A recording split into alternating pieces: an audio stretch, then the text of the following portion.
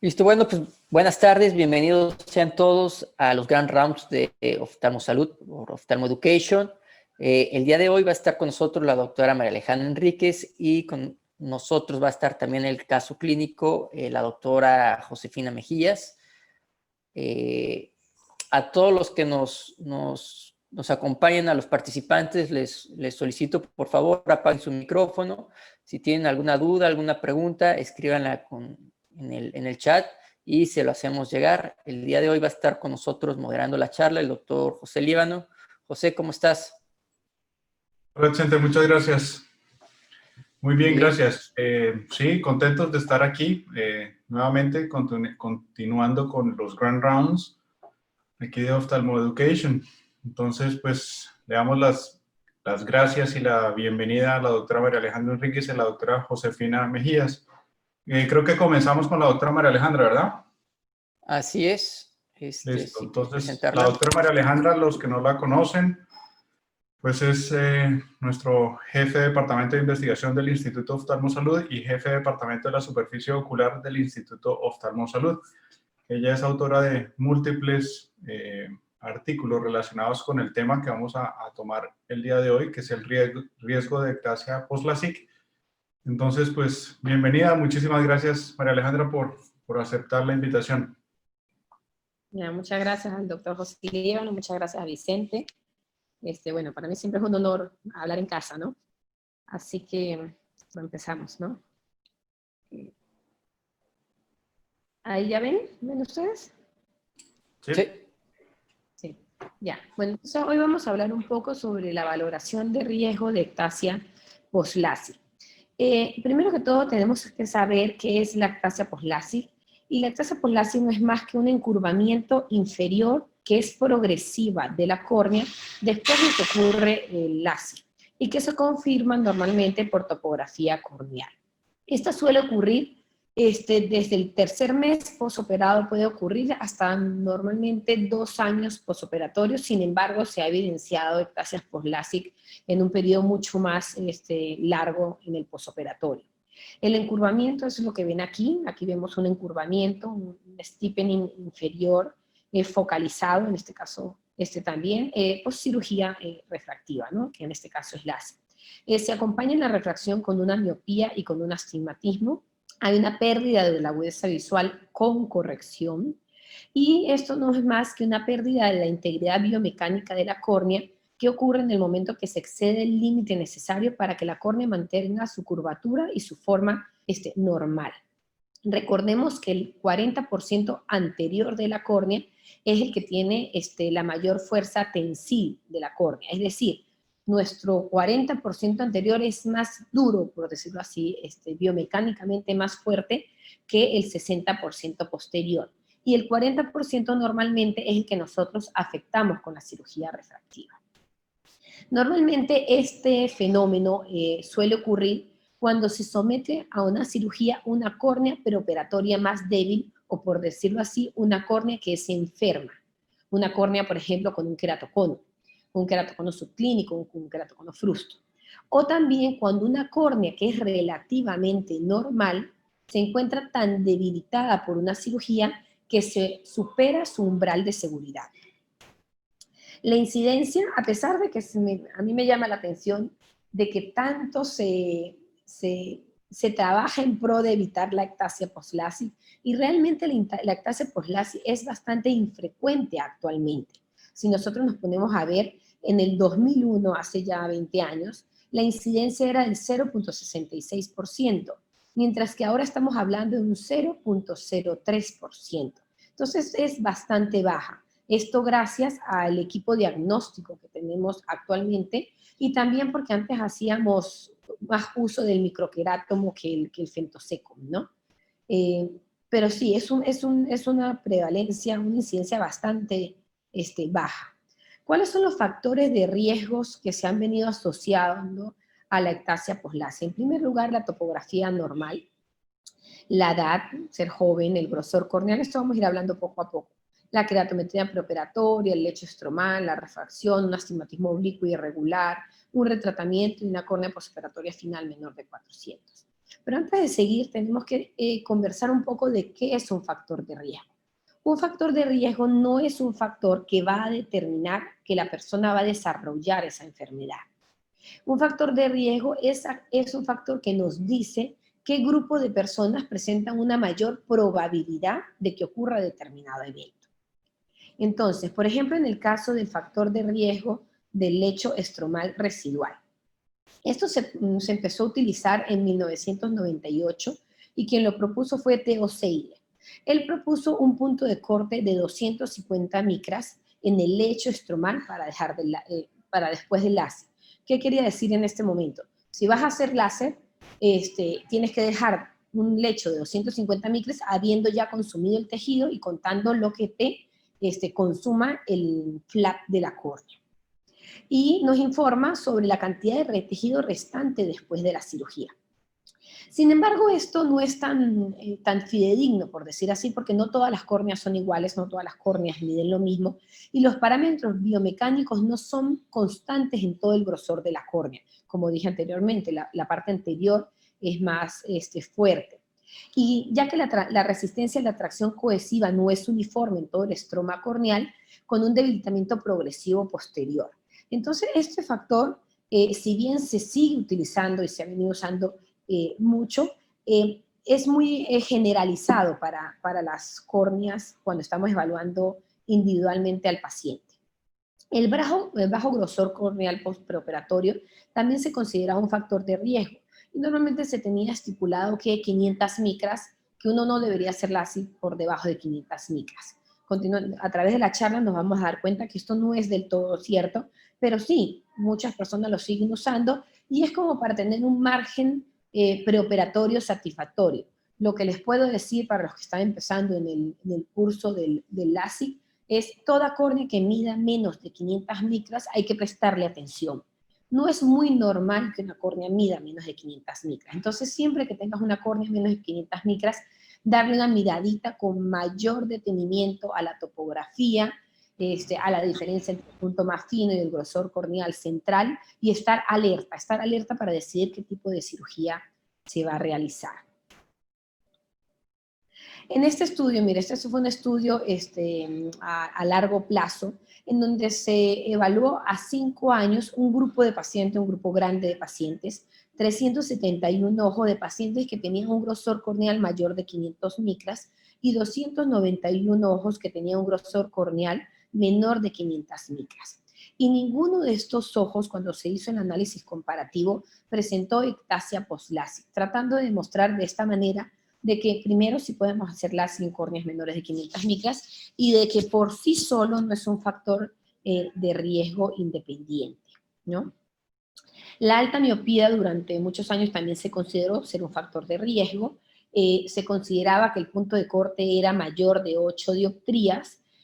Sin embargo, esto más de que la cantidad de ablación está relacionado, como vamos a ver posteriormente, a el desequilibrio biomecánico que una gran ablación puede producir en la córnea. Pero también ablaciones por encima de 6 dioptrías, diría yo, también tenemos que no generar una ablación mayor de 6 dioptrías sin hacer nuestra ecuación que sume nuestro flap y que sume nuestra ablación a realizar. La edad menor de 25 años, en este caso existen clasificaciones que lo que toma es menores de 18 años, entre 18 y 21 años como gran riesgo, pero menor de 25 años se considera un riesgo para ectasia, y esto viene relacionado a dos cosas. Uno, porque los pacientes jóvenes, por ejemplo, estamos hablando de pacientes de 18, 19 años, puede ser que tenga un queratocono incipiente y que todavía en el tiempo no lo ha desarrollado topográficamente hablando. Entonces puede ser que nosotros lo que veamos a los 18 años no es lo que veríamos a los 23 años. Y en segundo lugar, porque el crosslinking natural que se sucede en la córnea, que es aquel crosslinking que incrementa la parte biomecánica de la córnea conforme aumenta la edad del paciente, pues efectivamente va a ser menor en un paciente joven que en un paciente con mayor edad. La irregularidad topográfica corneal, y esto, si algo se tienen que llevar de toda la clase, es que cuál es el factor de riesgo principal para una ectasia post-LASIK, y es la irregularidad topográfica. Es decir, tener una córnea que topográficamente no luzca normal. Normalmente está presente entre el 38 al 50% de los casos de ectasia.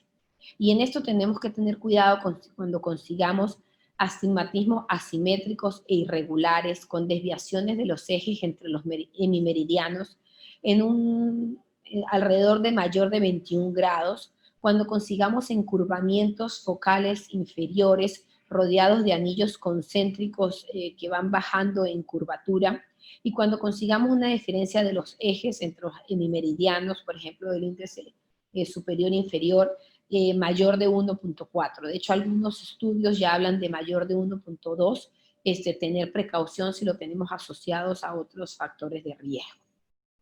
Miren este estudio se hizo el análisis de ectasia después de LASIK, y se evaluaron los factores de riesgo. Se evaluaron 9.700 ojos posterior a ectasia, y estos ojos tenían la característica que entre ellos tenía una paquimetría menor, tenía algo de esto, una paquimetría menor de 500 micras, un lecho estromal menor de 250 micras, una queratometría central mayor de 47, una edad menor de 25 y una refracción menor de 8, es decir, lo que veníamos conversando hasta ahora.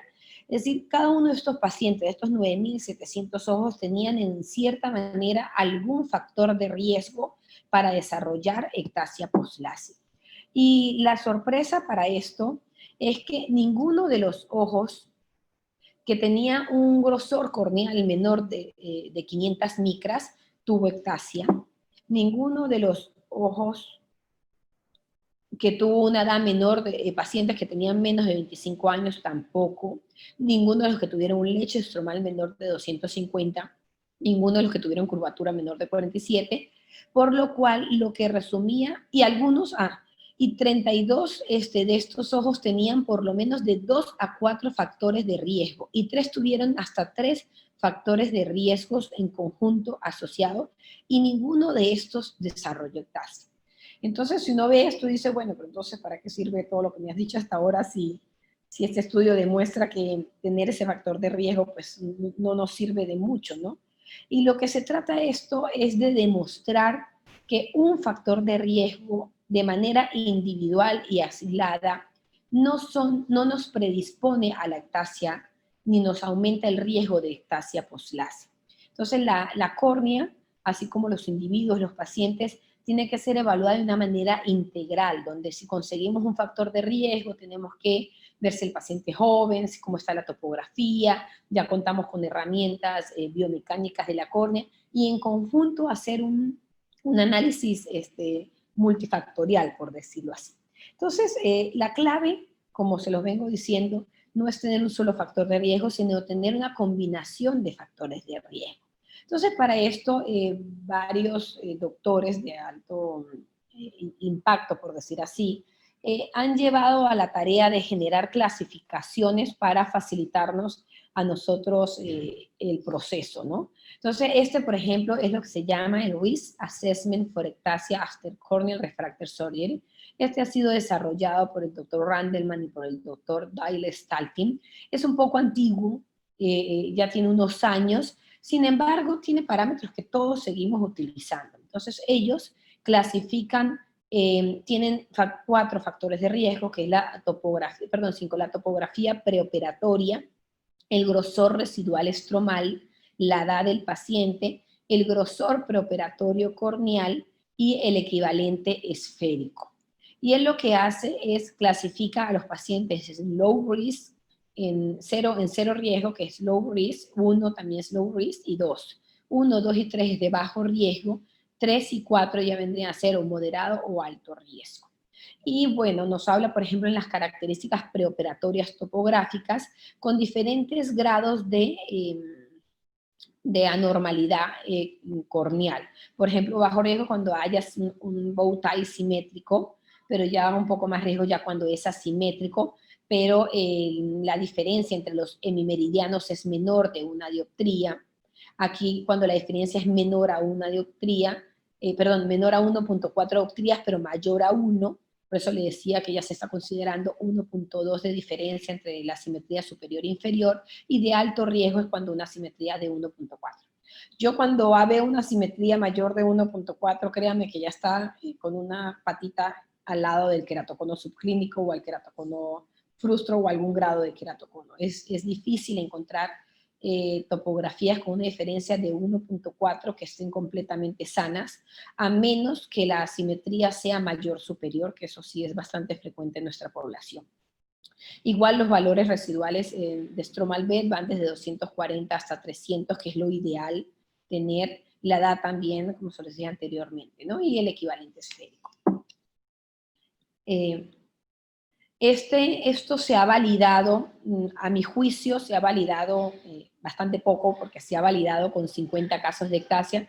Lo que pasa es que lamentablemente, como les dije en el principio, conseguir casos de ectasia ahora no es tan fácil como antes, ¿no? Entonces, si esta clasificación se validó con 50 casos que tenía ectasia, y de estos 50 pacientes, el 92% de los casos eran correctamente clasificados como alto riesgo. ¿Qué quiere decir esto?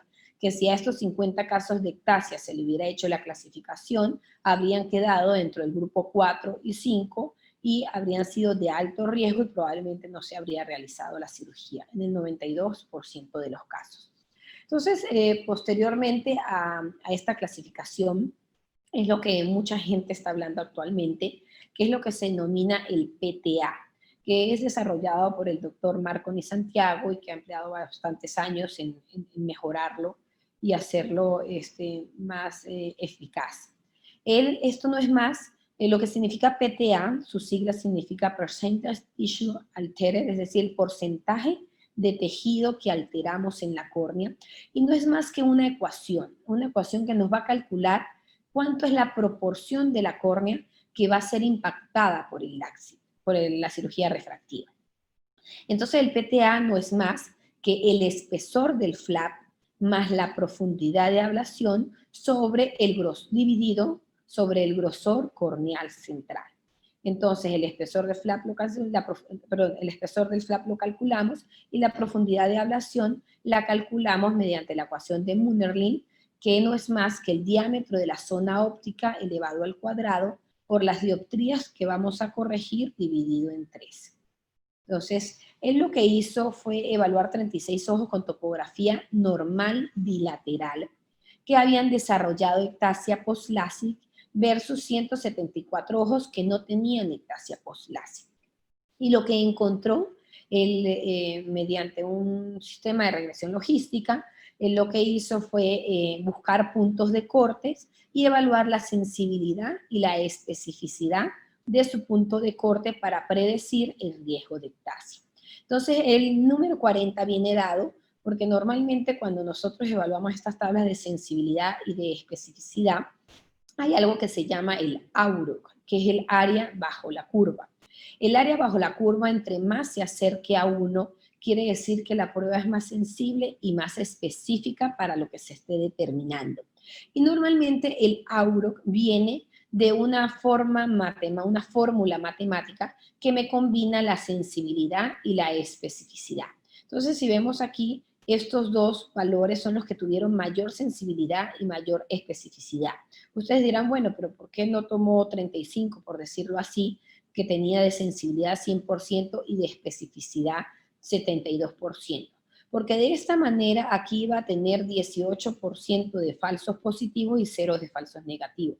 Mientras que en esta, cuando toma valores altos en los dos, si bien no es 100%, pero alto los dos, va a tener menor cantidad de falsos negativos y menor cantidad de falsos positivos. Y por eso él determina el número 40 como su punto de corte para factor de riesgo.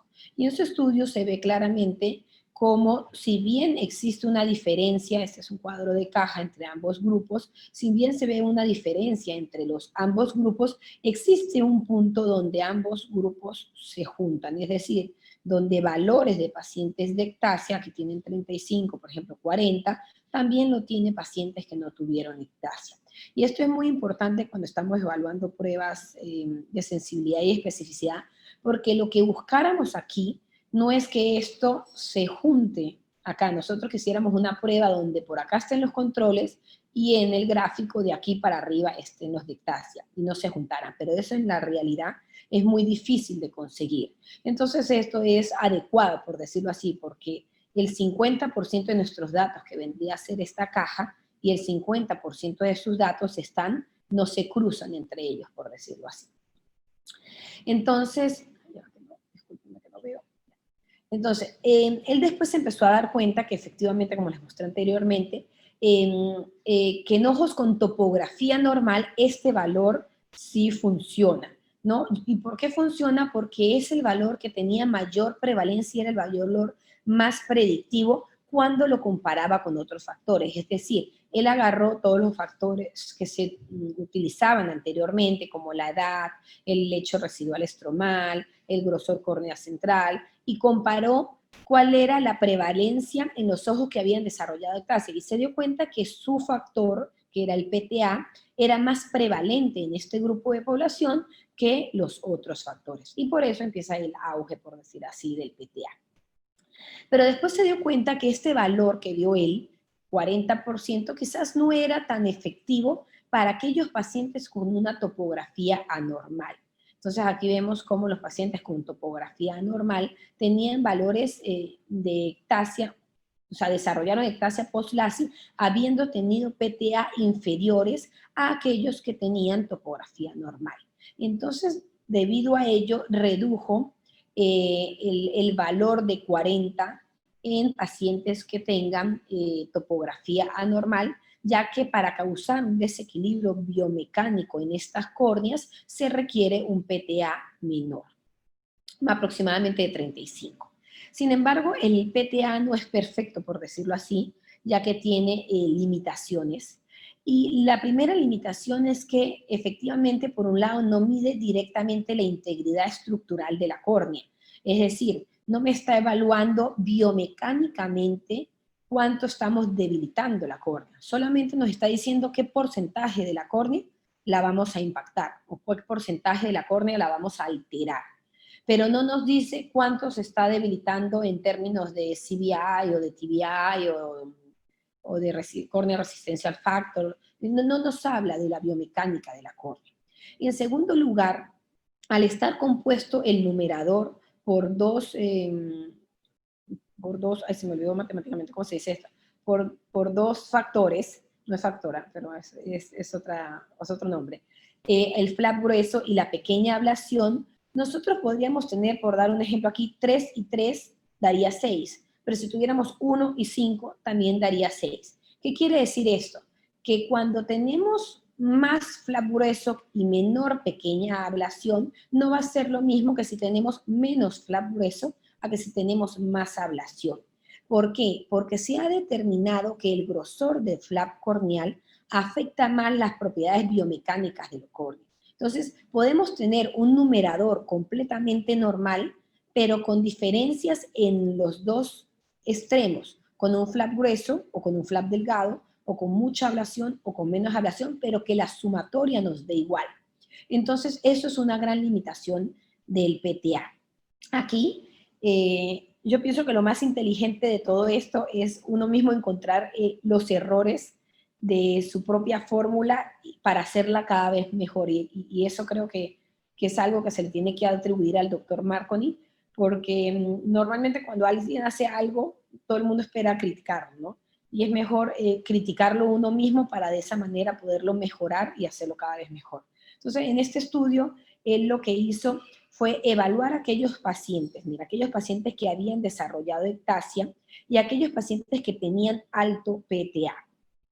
Y lo que se dio cuenta es que aquellos que habían desarrollado ectasia, la diferencia que los que tenían el alto PTA es que tenían flap más gruesos. Entonces uno diría, bueno, entonces quiere decir que el flap más grueso es el factor de riesgo más importante aquí y que debe ser tomado sumamente en cuenta. Pues sí y no, porque también después él agarró y hizo un subanálisis en el cual puso los dos grupos, aquellos que no desarrollaron ectasia, pero que tenían un flap grueso, y aquellos que sí habían desarrollado ectasia. Mire, ambos grupos, la columna azul significa el grosor del flap, por decir así. Entonces, ambos grupos tenían el mismo grosor del flap, que era un flap grueso. Pero aquellos que tuvieron ectasia fueron aquellos que tenían una alta profundidad de ablación. Entonces, la cosa no es solamente tener mucha profundidad de ablación, ni solamente tener un flap grueso, ni tampoco tener un PTA elevado. Hay que tener mucho de los dos para poder descompensar la córnea y generar ectasia poslásica. Nosotros, este fue mi primer paper publicado de R1, y en este paper publicamos este flap grueso. Miren, si ustedes se ponen a ver aquí, es un paciente posoperado de LASIK. En esa época se utilizaban microterátomos un poco más antiguos, y tuvimos aquí, nosotros no, este paciente nos llegó, teníamos un flap de casi 300 micras, de 390 micras en un lado, 394 y 403. Y sin embargo, este paciente no desarrolló ectasia post-LASIK, por lo cual también demostramos que de alguna manera no solamente un flap grueso va a descompensar la córnea, que hay que evitarlo, sí, obviamente. En este estudio reciente, mire, publicado en el año 2018, de 30.167 ojos, se evaluó a aquellos pacientes que no tuvieron ectasia, que fueron todos menos 10, es decir, de 30.000 ojos, solamente 10 ojos tuvieron ectasia post-LASIK, que es el número que le hablé anteriormente, que es el 0.03%. Y de estos ojos que no desarrollaron ectasia, el 15% de todos los pacientes tenían un residual stromal bead menor de 300. El 20% de ellos tenían un PTA de 40, mayor de 40. Y esto es un dato importante porque tampoco nos podemos guiar 100% por el PTA. Miren, el 20% de estos pacientes no se hubieran operado, o se habría cambiado una cirugía de superficie, solo por tener un PTA mayor de 40, y 15% de estos pacientes presentaron por lo menos un factor de riesgo para desarrollar ectasia. De los 10 pacientes que sí desarrollaron ectasia, 30%, es decir, solo 3 ojos, o sea, 30% hablo de los 10, ¿no? Solo 3 ojos tenían un residual stromal bead menor de 300, un ojo menor de 250. Es decir, que los 9 otros tenían un residual stromal bead mayor de 250. 2 ojos tuvieron un PTA mayor de 40, es decir que 8 ojos de estos ojos no tuvieron un PTA mayor de 40. El 50% sí tuvo 500 micras menores en el grosor corneal central, y por eso es que les digo al comienzo, siempre que tengan una córnea menor de 500 micras, mírenla con mayor cuidado. 40% tenían irregularidades topográficas, y este es el mensaje que quiero que se lleve. Casi el 50% de los 10 ojos que se desarrollaron ectasia tenían una irregularidad topográfica. El 20% de ellos tenían una elevación posterior mayor de 15, que es el valor que se considera sospechoso de queratocono, y la clasificación de Randelma dio mayor de 3 en el 43% de los ojos. Es decir, que la clasificación que les mostré de Randelma, en el 50% de los ojos tampoco la hubiera diagnosticado como factor de riesgo para ectasia moderado o alto. Entonces aquí, como para finalizar, es el mensaje, ¿no? No solamente un factor de riesgo nos los va a dar, tenemos que hacer la mezcla de factores de riesgo y tenemos que ser expertos en ver la topografía corneal para poder descartar el riesgo de ectasia. Actualmente ya desde hace muchos años, desde el 2010, miren esto, 2012, ahora sí más reciente, en el 2018, se viene empleando la inteligencia artificial para poder incluir todos estos parámetros de una manera más eficaz y poder generar un riesgo de ectasia usando inteligencia artificial. Uno de ellos es el SCORE, este es el más viejito de todos ellos. Utiliza datos de elevación, de tomografía y de espesor corneal hallados con el Orbiscan, y nos calcula porcentualmente cuántas son las variaciones del grosor, la curvatura anterior y la curvatura posterior. Esto es un software que normalmente cuando da mayor de 0 o positivo, o sea, 0 o positivo, es un paciente que tiene riesgo topográfico de ectasia, y aquellos que tienen menor de 0 o valores negativos entrarían en el grupo sin riesgo a ectasia postlasia. Este es otro desarrollado por el grupo del doctor López y el doctor Renato Ambrosio, en el cual se utilizó también inteligencia artificial y machine learning para incluir el TBI y la biomecánica corneal como factor de riesgo para desarrollar ectasia, y ellos mediante Pentacan Random Forest Index, que es un índice desarrollado a partir de esta forma de inteligencia artificial, determinó que tenía un 0.99%, un 0.99 de auro, recuerden que 1 es perfecto, con una sensibilidad del 94% y una especificidad del 98%. Y el punto de corte que ellos sugieren para el TBI es de 0.21, que es bajo a mi juicio, pero de esta manera, o sea, que es bastante conservador, por decirlo así. Y lo comparan, de hecho, con el punto de corte que ellos han dado para el Belin Ambrosio, que es por encima de 1.6 en el Final D, en el cual tiene un auro de 96, menor sensibilidad y un poquito más, casi igual de especificidad. Entonces, en este estudio se comparó los sistemas que más se están usando para detectar el riesgo de ectasia, como es el del Dr. Randleman, el PTA y el SCORE, que es el de inteligencia artificial, que es el del Dr. Gatinelli. Y en este estudio lo que se demostró es que el SCORE era el más predictivo para desarrollar riesgo de ectasia. Sin embargo, cabe decir que el autor principal de este paper es del SCORE, ¿no? Entonces, solo lo dejo a acotación, pero en teoría le ganó el SCORE al PTA y al ERSS, que es el del Dr. Randleman. Entonces, en conclusión, el riesgo de ectasia corneal debe ser analizado de manera individual. Un solo factor de riesgo no define riesgo de ectasia. Sistemas que incluyen múltiples factores o inteligencia artificial han mostrado tener mayor sensibilidad y especificidad, como el PTA, el SCORE, el Pentacan Random Forest Index y el Ectasia Risk Scoring System. La tomografía y topografía corneal preoperatoria sigue siendo un factor de riesgo vigente. Sin embargo, se requiere mayor estudio en el riesgo de ectasia que involucre el impacto biomecánico del LASIK en la córnea, que involucre cuál es la condición biomecánica preoperatoria del paciente y cuál es el impacto a largo plazo de factores externos como la presión intraocular, el rascado y la inflamación. Gracias. Eso sería todo. Excelente. Muy buena tu charla. Muy clara, muy concisa. Te pregunto, y en cuanto a la biomecánica, ahorita pues tenemos varias, digamos, máquinas disponibles. Está el ORA, está el Corbis, ¿sí? Y todos estos índices que nos pueden ayudar para determinar la posibilidad de hacer o no un procedimiento quirúrgico como un LASIK o uno de superficie. ¿Cuál de estos piensas que es el mejor y el más acertado, digamos, para determinar estos riesgos? Bueno, la verdad que hay un artículo muy bonito publicado, creo que en el American Journal of Ophthalmology, no recuerdo bien en qué revista, donde tira abajo a los dos y donde nos dice que efectivamente ninguno de los dos está midiendo biomecánicamente la córnea como tal.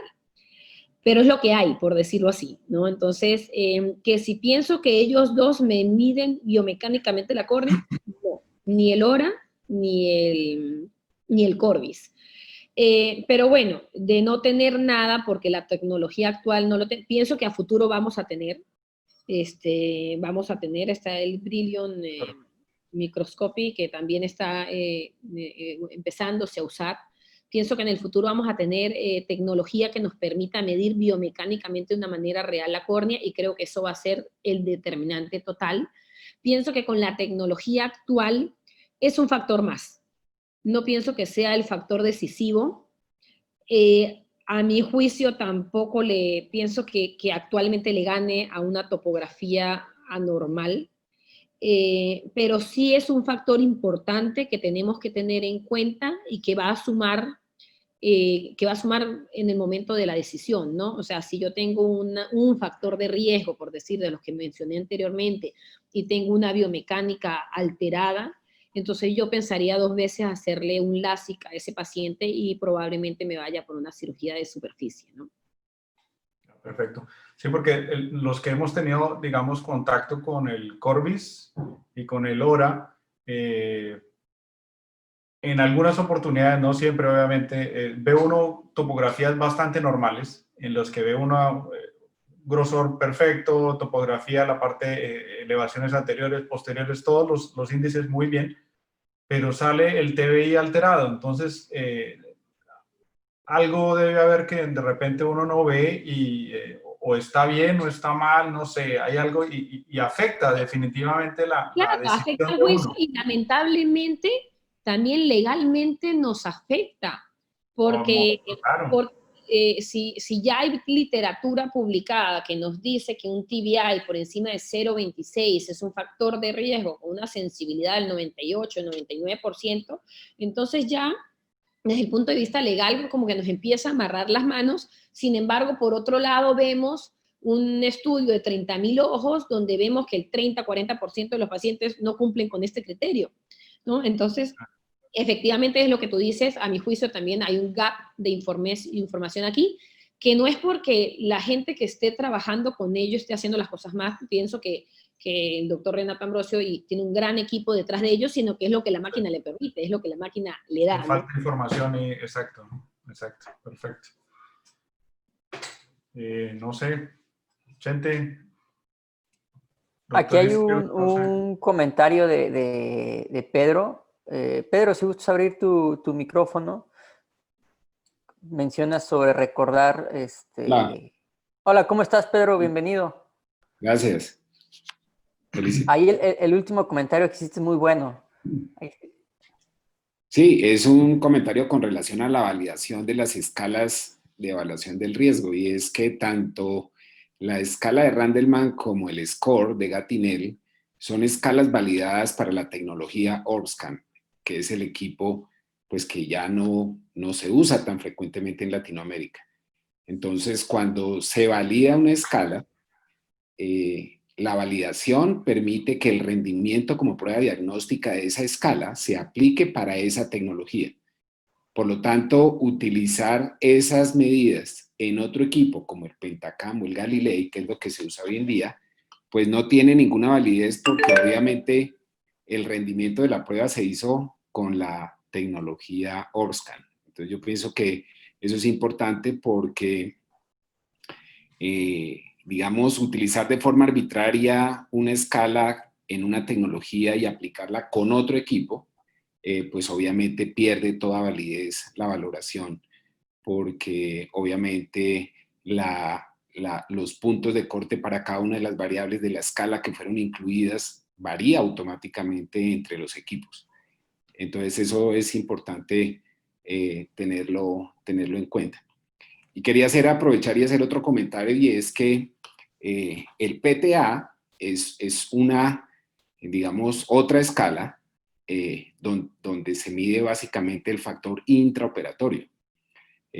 Como lo dijo María Alejandra, inclusive hay reportes de ectasias en pacientes que tenían topografías o tomografías anormales en más del 50%. Entonces, pienso que es muy importante la valoración preoperatoria, y el PTA es una medida realmente intraoperatoria.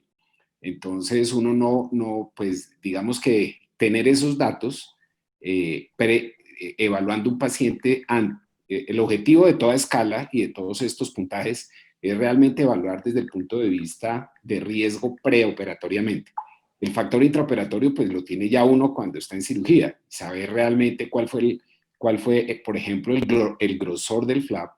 Pues solamente en cirugía uno, si mide y toma paquimetría, puede tener ese componente de toda la ecuación de riesgo. Entonces, pienso que son dos factores que obviamente están unidos y que uno tiene que tener claro que la evaluación preoperatoria más la evaluación intraoperatoria seguramente es lo que le va a dar a uno el resultado real de ese riesgo. En ese artículo de Cornelia Chan, me parece que es importante también mirar que el rendimiento en términos del área bajo la curva no llega al 60% del PTA, o sea, el rendimiento es muy bajo. Y realmente queda uno como impresionado de realmente que esa prueba diagnóstica, que todo el mundo la utiliza, con el punto de corte del 40, obviamente no tiene un rendimiento ideal para poder uno tomar una decisión quirúrgica. Y por eso el comentario que hizo María Alejandra me parece muy importante, porque es que ese punto de corte, al ser tan alto, obviamente hace que se baje un poco la sensibilidad. Lo que uno quiere cuando uno evalúa un paciente es tener la mayor sensibilidad posible para estar uno seguro que los que está eligiendo son realmente sanos. Y el ideal sería tener el 100% de sanos para cirugía de la SIC. Es preferible que la especificidad no sea tan alta, porque si uno tiene falsos positivos, pues lo que uno está teniendo son realmente sanos que la herramienta diagnóstica los está identificando como enfermos y estaría uno sobrediagnosticando, lo cual no es malo, porque finalmente uno está evitando el riesgo de ectasia en esos pacientes porque están sanos. En una herramienta diagnóstica, en este caso, donde no es, el peligro es elegir pacientes que estén enfermos y que no los detectemos, pues tener una herramienta diagnóstica que tenga el 100% de rendimiento o elegir un punto de corte que tenga la sensibilidad al 100% nos va a permitir y estar seguros que esos pacientes que estamos eligiendo para cirugía son los verdaderos ideales candidatos a la técnica quirúrgica. Correcto. Perfecto, Pedro. Gracias, Muchas Pedro. gracias. Muchas gracias. Mira, Aquí acá hay unas preguntas sí hay unos de la doctora comentarios. Gisela, sí. Ahí estaba hablando la doctora Gisela Santaella y el doctor Francisco sobre el mapa epitelial. ¿Qué opinas de eso? El mapa epitelial es el auge actualmente. Sin embargo, todavía no han sacado un valor como tal para poder definir riesgo de ectasia. Pienso que eso se viene, también eso se viene. Hay un grupo trabajando en la India, en Europa, en este tema, y pienso que es complementario, pienso que es útil. Actualmente ya no podemos diagnosticar, bueno, sí podemos, pero nos ayuda pues el diagnóstico de queratocono, una topografía sospechosa, el mapa epitelial, y sí, el que lo tenga recomiendo usarlo y evaluarlo, ¿no? Recordemos que el epitelio enmascara las curvaturas, los lados que son más curvos, hay grosores más delgados y los lados que son más planos hay grosores más gruesos, y esto tenemos que verlo, esta asimetría, pero todavía no tenemos un número, que es lo que le gusta a la gente, ¿no? Un número que podamos decir por encima de esto es riesgoso. Creo que todavía hay un camino por ahí que recorrer, en saber qué es lo normal en diferentes grados de queratoconos y tipos de queratocono y en la misma población normal. Perfecto. Mira, para cerrar, la última pregunta para pasar al caso clínico.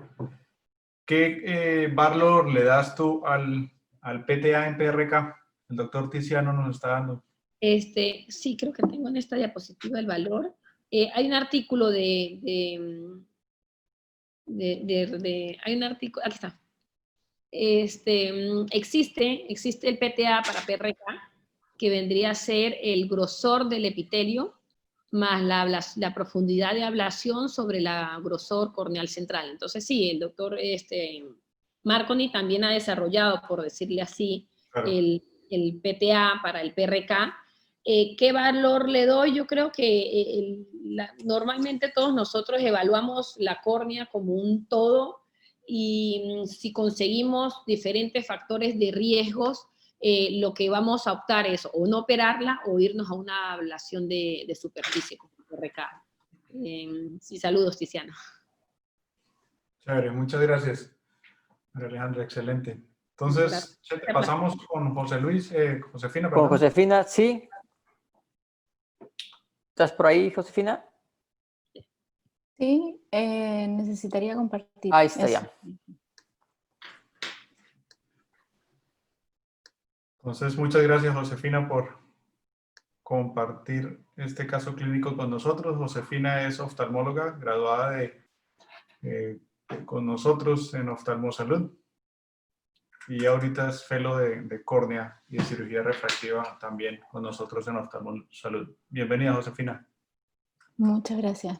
Bueno, les voy a presentar un caso clínico que lo nombré No me rendí, no me rendí, con o sin coma, tú eliges, ¿ya?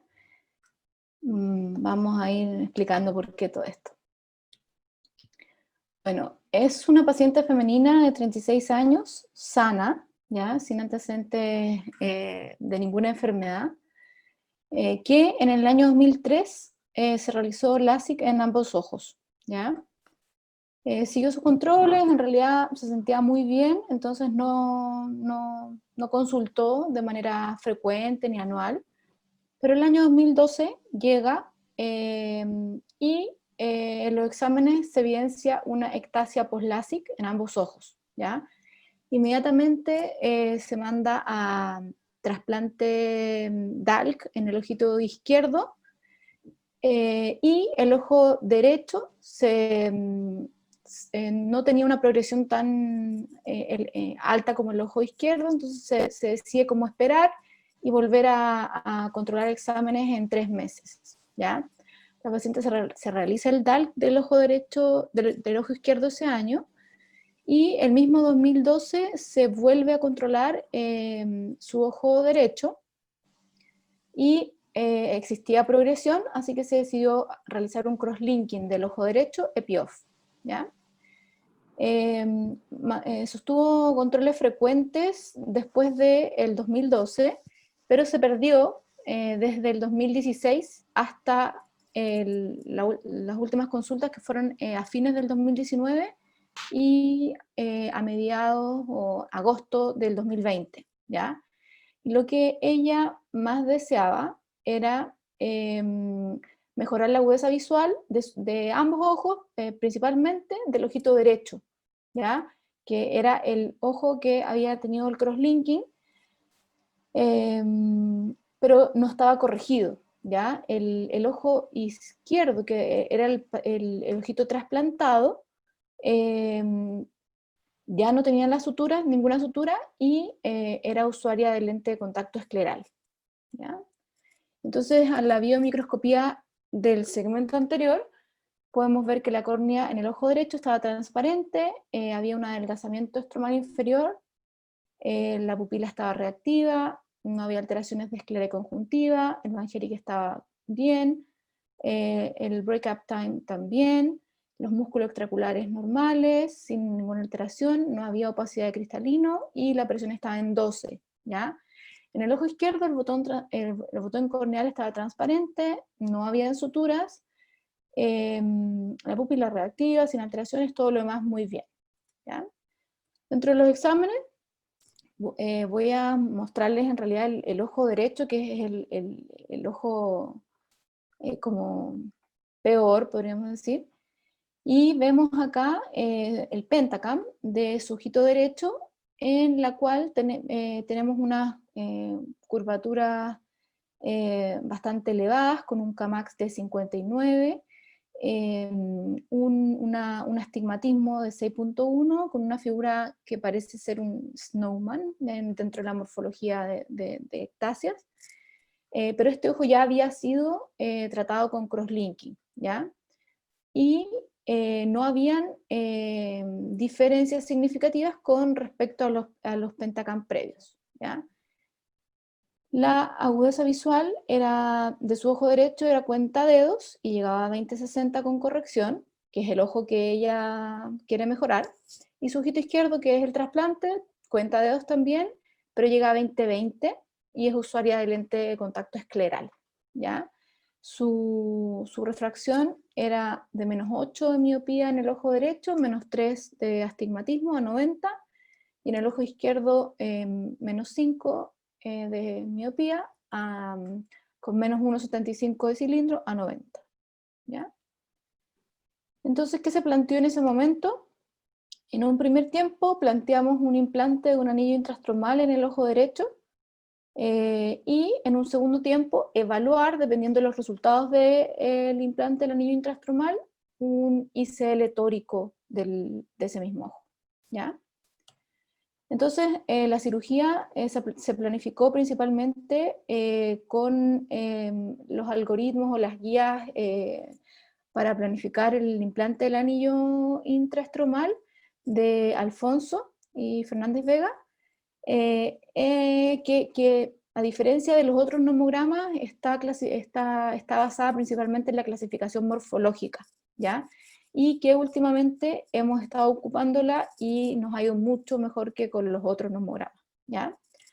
Entonces, esta no es la imagen de ella, pero es algo muy similar, solo para mostrarles como gráficamente. Vemos que el astigmatismo refractivo era con la regla, el eje plano es el eje horizontal, porque es como un snowman, y el eje comático vendría a ser el eje vertical. ¿Ya? Entonces, para poder planificarla, esta es la imagen de la curvatura sagital del ojo derecho.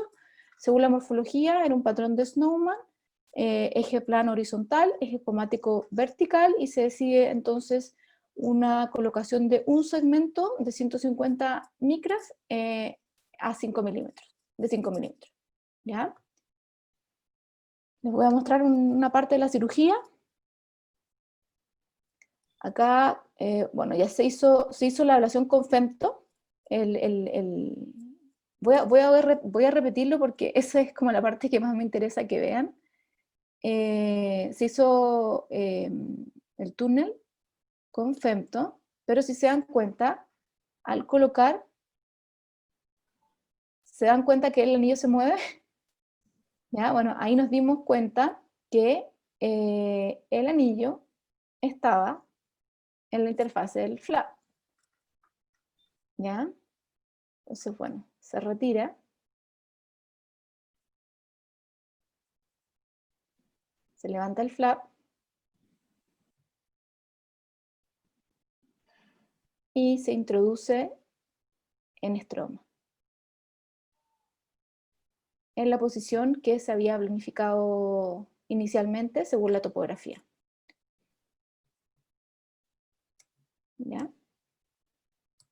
En el postoperatorio, si se dan cuenta, el corbatín, podríamos decir, el corbatín se ve muchísimo más simétrico que el corbatín que vimos anteriormente, que era una figura como de un snowman. Y en la agudeza visual, esto fue a la semana postoperatoria, la paciente veía sin corrección 20/60 y llegaba a 20/20 menos con corrección, ¿ya? Y el ojito izquierdo, bueno, igual, porque no se hizo nada en el ojo izquierdo, tenía una miopía de 4 en el ojo derecho, un cilindro de 4 a 50 grados. Entonces, con esos resultados, dijimos, bueno, ¿qué queda pendiente? El implante del ICL tórico del ojo derecho, ¿ya? Porque ya llegando la paciente a una visión máxima de 20/20, podíamos plantear el implante del ICL tórico, ¿ya? Solo una pequeña revisión, como de ectasia post-LASIK, recordar siempre mantener la calma, o sea, es algo que nos puede tocar y nos puede llegar, y siempre tenemos que mantener la calma, conversar con el paciente, explicarle muy bien la situación, definir con el paciente metas reales, ¿ya? Y no armar falsas expectativas en relación a los resultados. Por ejemplo, no decirle, no va a usar lentes nunca más, esto va a mejorar al 100%. El anillo efectivamente mejora muchísimo la refracción, pero no nos logra llegar al 20/20, ¿ya? Entonces, acá tenemos una revisión de Natalia Giacomin y Marconi Santiago también, en que nos da como tips de anillos intrastromales, segmentos de anillos intrastromales en ectasias corneales, ¿ya? Y los principales objetivos del implante de estos anillos es regularizar la forma de la córnea, mejorar la agudeza visual y evitar la necesidad de los trasplantes, que ese es como el fin máximo, ¿ya? Varios estudios demuestran mejores resultados visuales, reducción del error esferocilíndrico y de las queratometrías. Este otro estudio de Sharma y Watchler, el principal objetivo de este estudio fue comparar qué es mejor, si implantar un segmento o 2 segmentos de anillos en ectasia post-LASIK. Y como conclusión, ellos definen de que como la morfología principal es muy similar a una marginal pelúcida, lo ideal es la colocación de solo un segmento de anillo intraestromal en la zona inferior, ¿ya? Si la agudeza visual es satisfactoria y no hay progresión, no tocar. O sea, seguir en el tiempo y evaluar cada cierto tiempo, ¿ya? Lo otro importante que hablaba ese estudio era que la tomografía de coherencia óptica nos podía ayudar a determinar el grosor del colgajo y evitar la disección del colgajo, que fue lo que nos pasó en realidad. La implantación del anillo dentro de la interfaz del colgajo podría dislocar el colgajo y obtener una falla del procedimiento, ¿ya? O sea que finalmente no aplane o no se realice finalmente lo que queremos con el anillo. Josefina, Sí. una pregunta. En los estudios que has visto, en este caso, ¿no le hicimos cross-linking después de la ectasia? ¿O primero le hicimos cross-linking y después le colgamos el anillo? ¿A la chica? Sí. ¿Al caso clínico? A ese Primero paciente. fue el cross-linking. Ok. En 2012, ¿no? Sí, primero fue cross-linking porque el mismo año que se trasplantó el otro ojito, se evidenció progresión de ese ojo. Entonces, inmediatamente se hizo cross-linking y ella siguió con sus controles por el trasplante del ojo izquierdo y como que olvidó un poco su Perfecto. ojo derecho. Está bien. ¿Ya? Entonces, uno de los mensajes sería que todo paciente con ectasia, lo primero que tenemos que hacer es un cross-linking y no pensar que un anillo va a detener una ectasia. ¿Sí? Así, sí, sí. Entonces aquí eso es lo que iba, eso es lo que venía, o sea, procedimientos combinados. Primero, solo el cross-linking es capaz de detener la enfermedad sin tener un resultado en la rehabilitación de la agudeza visual. O sea, siempre hay que decirles que el cross-linking no les va a mejorar la agudeza visual. Puede ser que en algunos pacientes mejore un poco, pero puede ser que en otros empeore. Así que en realidad ni siquiera hay que hablar de eso, solamente que detiene la enfermedad. Y después, ya de 3 meses aproximadamente, recién evaluar cómo vamos a mejorar la agudeza visual, ¿ya? Este es otro estudio en el que comparan qué es mejor si el implante de anillo de manera mecánica o con femtosegundo, publicado en Cornea en el 2007, y bueno, concluyen de que en realidad en ninguno de los dos hubo diferencias estadísticamente significativas, por lo que cualquiera de las dos podría ser usado. Este otro estudio lo que trataba de evaluar eran esos cambios tanto de aberrometría o refractivo en córneas secundario a implante de anillos con ectasias post-LASIK, y lo que concluyen o lo que ven como resultado es que las aberraciones comáticas se ven reducidas significativamente con este tipo de implante, la agudeza visual mejor corregida es mejorada significativamente, y este tipo de implante no detiene la progresión de la ectasia en ningún caso, ¿ya? Entonces, como un mini resumen del algoritmo de manejo, es que, bueno, si vemos progresión, lo primero que tenemos que hacer es detener la enfermedad, y para eso, hacer cross-linking, ¿ya?